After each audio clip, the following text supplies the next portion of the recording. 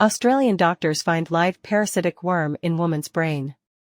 A neurosurgeon investigating a woman's mystery symptoms in an Australian hospital says she plucked a wriggling worm from the patient's brain. A parasitic roundworm, typically found in snakes, has been pulled alive and wriggling from a woman's brain in a stomach-churning medical first, Australian doctors said Tuesda. Surgeon Hari Priya Bandi was performing a biopsy through a hole in the 64-year-old Australian patient's skull at Canberra Hospital last year when she used forceps to pull out the parasite, which measured 8 centimetres. "I just thought, what is that? It doesn't make any sense, but it's alive and moving," Bandi was quoted on Tuesday in the Canberra Times newspaper. "It continued to move with vigour.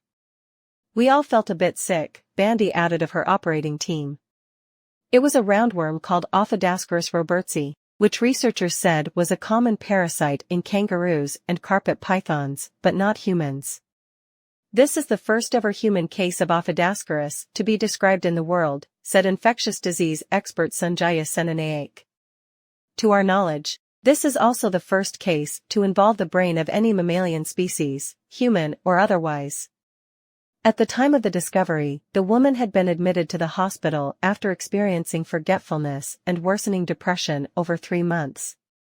Scans showed changes in her brain. Researchers believe the woman was infected after foraging for edible shrubs near her house, which were likely contaminated with parasitic larvae shed in snake feces.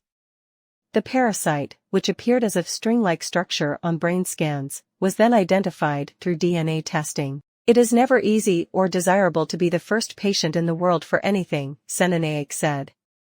"I can't state enough our admiration for this woman, who has shown patience and courage through this prop." Senanayak said Ophidascaris roundworms were known to infect animals in other parts of the world, and it was likely that other cases will be recognized in coming years. The findings were published in the journal Emerging Infectious Diseases.